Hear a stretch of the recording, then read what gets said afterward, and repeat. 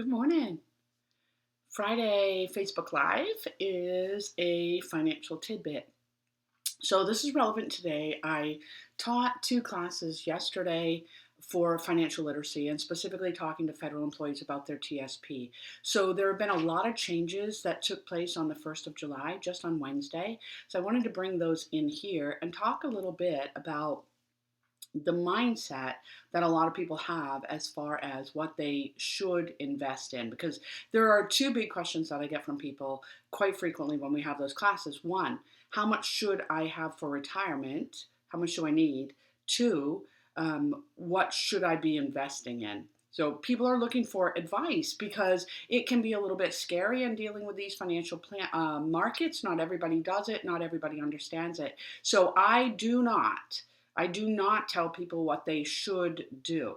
I tell people what they could do. That's a difference. So we do talk about all of the investment choices, and that's the area where there's been some change and what I really want to focus on today. But as far as what you should invest in or what you should have for retirement, what you need to do is sit down and think about it. Right? I tell my classes all the time, we're individuals, we're different. Some people are going to retire. They have a military pension, a civilian pension, an IRA, TSP, some kind of investments outside. I mean, they've got a lot of stuff going on. And so for that person, their investments might be a small part of their overall income, in which case, how much does that person need to save for retirement? Not as much. Versus a person who doesn't have a set pension, wasn't in the military, doesn't have an IRA, doesn't have any kind of investment income, maybe has Social Security and what they personally save. You see the difference? That person is going to have to save a whole lot more than the first person because they're in a different situation. The other thing that we have to look at is what our retirement will cost. And I know we've talked about that before, but you can never talk about it too much. If I am going to still be paying a mortgage, putting kids through college, I want to buy a new car once a year, I want to be able to travel, I want to be able to go and do this and that and something else, I better have some money to do that because it's going to cost me. But if I have done all of that stuff, up to this point now, I'm retiring and I'm just going to kick back and relax. I'm okay staying at home. I'm going to hang out with the grandchildren. Maybe I'm going to go, into the backyard, do my gardening. I'm going to go fishing every once in a while, but that's right down the road. Then I don't need a whole lot of money. And that's important. What do you want your life to look like in retirement? And how much is that going to cost you?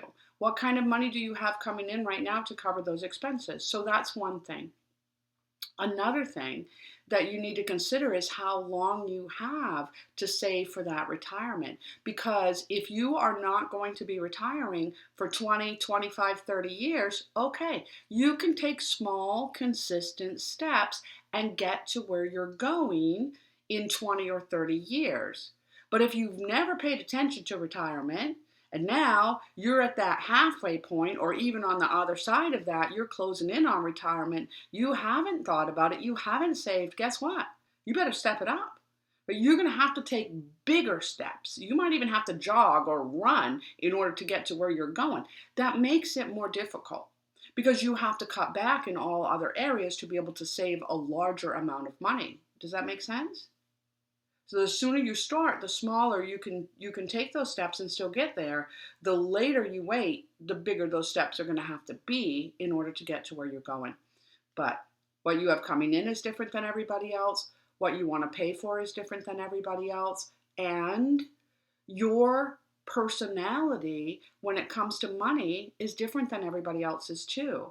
We run into problems here because we're looking for help. And so we're talking to other people that we know in our circles, in our work areas, whatever, and we're asking people what we should do. And some people will give us advice.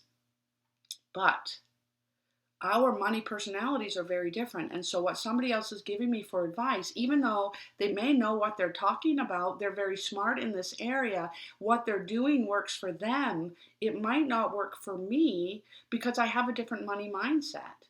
And so I share with my students, and I share openly here too. I have nothing to hide. Like, I grew up in a very, very poor family. my parents did both work and they worked very hard, but they didn't make a lot of money. My sisters and I shared a bed for a while, not only a bedroom. We didn't have a whole lot of money. And I remember hearing my parents argue about money a lot when I was growing up. So my money mindset starts to form at that point, and I start to develop a feeling that money is something that you argue about. Money is something that you have to always be looking for because there's never enough. And then I grow up and I get married and I have a couple of kids and then I get a divorce. And now I'm living as a single mom, working two jobs, struggling to put food on the table to pay my kids. What's happening? That money mindset is becoming even more strong. And again, I have this sense of scarcity. There's not enough money. I have to get it. I have to hold on to it. So that means that I tend to be more conservative when it comes to investing. I tend to hold on to my money, not take a lot of chances because there have been times in my life when there wasn't enough money, and I worry about that. My friend, who grew up in a more affluent family, never had to struggle, never saw her parents argue about money, always had enough, maybe wasn't rich per se, but didn't have any money issues, wasn't a single mom, didn't have to work two jobs to put food on the table. That person is okay taking a little bit more risk with their investments, and they're okay if they lose something. I'm not. Do you see the difference? So if I'm asking that person for advice while they're giving me very well-meaning advice and it works for them, it won't work for me. That's going to stress me out. And if I'm giving them advice, it's not really going to work for them either because they are okay taking risk and I'm not. So those are all of the things that I have to think about when I'm choosing what I should invest in. And I can talk to people about that and we can try to arrive at an answer for what they should do, but that's not my focus. My focus is what could you do? So, there are a number of things that you could invest in. You could invest in bonds, kind of like loans, in that you're giving out a loan and you're going to make money on those bonds because you charge interest on those bonds and they're bought and sold on the open market. They sell at a premium. You can do bonds. You can do stocks. Stocks, you're buying a little piece of a company. So you're going to make money if that company does well. You're not going to make money if that company doesn't do well. And then we have mutual funds, which is a compilation of stocks and bonds. We have index funds, which track one entire market. Personally, those are better, my opinion, right? My opinion, because you're not taking as much risk. Because if you're doing an index, you're investing in the whole market versus banking on this one or two companies to do very well for you. And we also have something, and different companies, different investment firms call them different things. A lot of places will call these time horizon accounts. In the federal government, we call them Lifecycle funds. Now, Lifecycle funds are a compilation of stocks and bonds, but they cycle through life. So here's another financial theory. Okay, I got to start early. I got to take these small steps. But also, the further I am from wanting to draw my retirement money out, the more risk I have to take. I've got to take risk if I want to make money, right? Playing it safe can mean that you're not going to be earning even enough to stay up with inflation. So I've got to take risk, but that's the further I am from retirement. And the closer I get to retirement, the more my risk should be going down. Because if I'm going to work for 16 years, and there's a dip in the market today, it's not really that big of a deal. I know it's scary. I know when you look at your account balance and you see that the numbers are going down, it's very scary, but it's not that big of a deal because you've got 16 years for the market to come back. It does. We don't know when or how, to what degree, but it does come back. So I have to just ride that storm out as hard as it is. I have to go, okay, it's not a realized loss. It's just a negative number on a piece of paper unless I do something. Whereas if I'm going to retire in 16 months and now there's a drop in the market, I may not have time for that market to come back. And so now I might not be able to retire when I thought I was going to. All of a sudden my account balance is lower than it was before. So the closer I am the safer it needs to be. That's the theory behind these life cycle funds or these time horizon funds, if your employer calls them that. They start in a certain mix of stocks and bonds when I first sign up for one, but then as I go through life, they cycle. They get safer and safer and safer and safer. So I put a couple of pictures in my Facebook feed just before I started the stream, about 15 minutes ago, I guess. And so if you look at those pictures, and you can go back and do that, I'll drop them in the comments here too. There are 5 showing, and these were the ones that were available in the federal government prior to Wednesday. Things have changed, and that's what I want to talk about here. But we have L income, we had L 2020, 2030, 2040, 2050. So each of those dates is a time horizon, and you would pick the date closest to when you think you're going to want to pull that money, and the closer you are to that date, the safer the account is. So L income is the one that is for people that are very close to drawing or doing it already, and it's a very conservative mix. Can't take risk if I'm on my way out the door. L income has 74% invested in non-traded bonds. Very safe, not in the market. I'm not going to lose money, but I'm not taking risk. So that's just giving me a very small rate of return. Right now, the G fund is posting at 0.750, so it's not even 1%. But it's safe, and that's important if I'm getting ready to walk out the door. We had Lifecycle 2020 until the 1st of July. Because what happens when we get to the year that's identified, then that particular life cycle fund gets absorbed. My words, not the technical term, but I want to talk about it so you can understand it. It gets sucked into L income, and now it sits there. Okay, so life cycle 2020, quote, went away. It actually just transitioned into L income. That happened on Wednesday. That's normal. It happens whenever we get to the year that's identified. So we still had life cycle 2030, 2040, 2050. And when these things come out, again, a very small amount. So life cycle 2050, right? 2050 is a long time from now. However, oh my gosh, you'll be here before we know it, right? Time goes by so fast. It's ridiculous. I really feel that these days. So Lifecycle 2050, when it first came out, it had just over 3% in that very conservative non-traded bond market. Because it's a long time from now, I have to take risk if I want to make money. So half of that account originally was in the S&P 500. That's common stock for federal employees. The C fund is the S&P. So the money goes in there at 3% to start, but then as I go through time, every quarter is cycle until we get up to today, like 2020, and now there's about 12% of that particular fund that's sitting in G. It's getting safer because we are going through time. So on the 1st of July, just Wednesday, TSP, the Thrift Savings Program, which is for our military members and federal civilians, rolled out 6 brand new life cycle funds. Now, we've got 10 to choose from. And the reason we have 10 and not 11 is because remember that Lifecycle 2020 was sucked into L income. It doesn't exist anymore. So now we have L income. That static one's going to sit right there. But we also have Lifecycle 2025, 2030, 35, 40, 45, 50, 55, 60, and 65. So there's a whole bunch of more things to choose from now. 5 standalone funds, GFCSI, bonds, stocks in the domestic market, stocks in the international market, and we had 5 of the life cycle, but now we've got 10 of the life cycle. And whether you noticed it or not, right, originally we had 10-year increments. It was 20 and 30 and 40 and 50, but now it's 25 and 30 and 35 and 40 and so on up to 65. Why is that happening?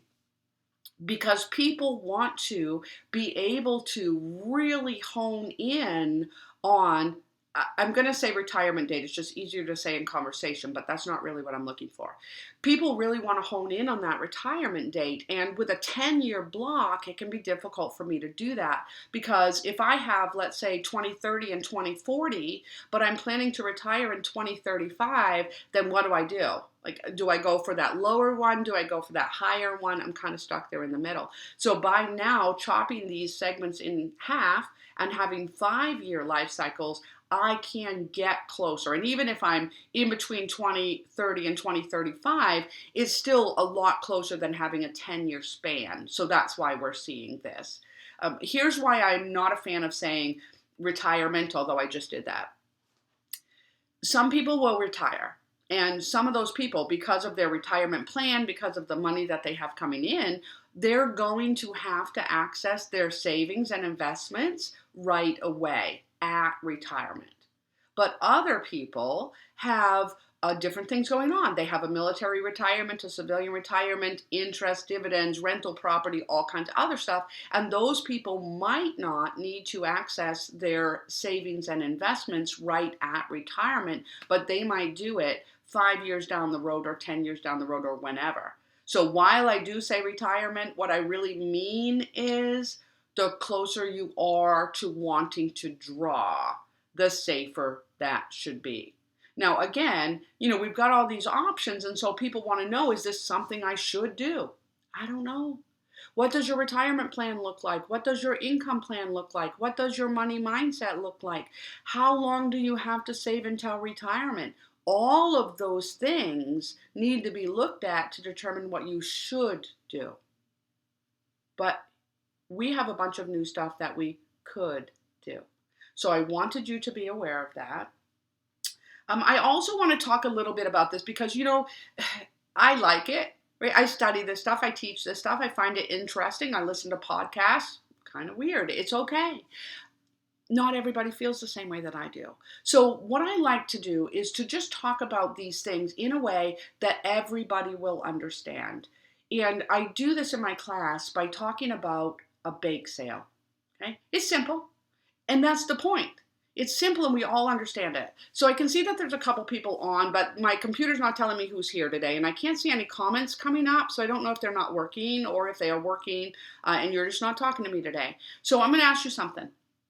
What is your very favorite kind of pie? What is your very favorite kind of pie? Just pop that in the comments.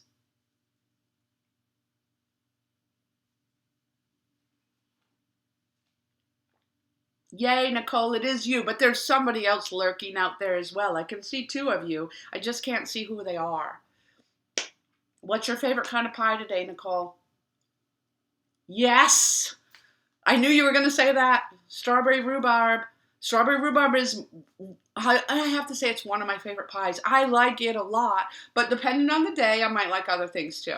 I really like pecan pie. I really like pumpkin pie, sweet potato pie, chocolate cream pie, like all of it. All of it. I like pie better than I like cake. And actually on my birthday, I would prefer to have pie in most instances than cake. Paul, savory has to be a steak and kidney pie. And thanks for answering that way as well. I asked this question in my class, and I get back some intriguing answers. I've had people say, pizza pie, fair. I didn't limit you in any way. Savory, sweet, fair. I didn't limit you in any way. I have had people say pie charts. Okay, come on now. That's even a little bit out there for me. Sweet, it's got to be pecan and maple. Yummy. Peanut butter silk pie, yummy too. Yes, all good, all good. Now that I'm hungry and I need to go and buy myself a pie. Here's why we talk about pie in a financial class. Because let's assume that things are normal, we're able to hang out, we're able to get together, and we're trying to raise some money for a charity that we really, want to support. And we would like to raise as much money as we possibly can. Good morning, Trisha. We want to raise as much money as we possibly can, okay? We know that if we go home tonight and we make 15 of our favorite kind of pie. So Nicole is just making 15 strawberry rhubarb, and Paul is just making 15 of his steak and kidney pie, and I'm just making 15, but we're not working together. We're individuals, right? And you bring those pies in tomorrow and you set up your little bake sale. You'll probably make some money because some people will support the charity and give you money whether they like the pie or not, but some other people will like the same "you're making me laugh" Brent with your lemon meringue pie. That's a true statement. That is his favorite. Some people are going to like the same kind of pie as you. So some people are going to buy slices of pie from the 15 same pies that you brought in. Make sense? But we know for a fact that if we are trying to make as much money as possible for our charity and we're having a bake sale, that it would be better for us to make 15 different kinds of pie instead of 15 of the same pie, right? We know that, right? Because when you bring in a variety, now you're going to hit a larger audience. And now you're going to have people that go, yeah, I'll take a slice of lemon and I'll take a slice of the peanut butter and I'll take a slice of this or that. We make more money if we offer more pie. That's all this is, guys. That's all it is. It's a giant bake sale. We call it diversification, but it just means that you have different offerings. Right? And the reason that we make more money that way is because short of things like COVID-19, the markets don't all react in the same way. When this goes down, this goes up. When this goes down, this goes up. So by having different kinds of pie, I'm protecting myself from shortfalls in the market. It's a bake sale. That's all. That's all it is. And that's what that word diversification means. So I wanted to let you know what you have for options for pie and also for investments, and that it is in your best interest not to limit yourself to just one thing, but having a variety of things, which is going to limit your negative impacts in the market. And some people would say, yeah, but it limits my earnings too. Okay, you know what? That's a person who doesn't have that scarcity mindset, who's okay taking a lot of risk, because with risk comes great reward, but it also means that you're at more of a danger of losing if that market crashes. So if you're comfortable with that, absolutely okay. Remember what I said. I'm not telling you what you should do.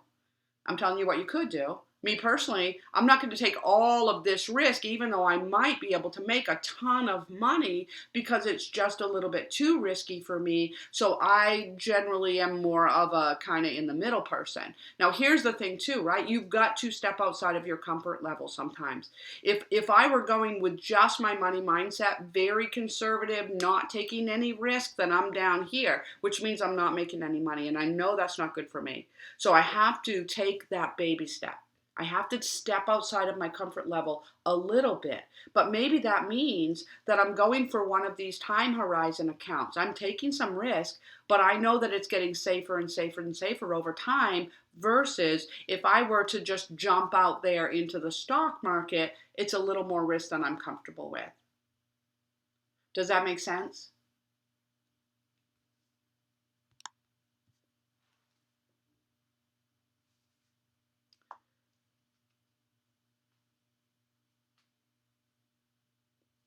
Okay, that's what I wanted to share with you on this Friday financial tidbit. Hopefully some things to think about. I want to know if you're going to go and get pie later, and I'll let you know if I do as well. I will be back here on Monday. It's 4th of July weekend. Stay safe out there. Take care of yourself, and I will see you here Monday morning at 9 o'clock. Bye for now.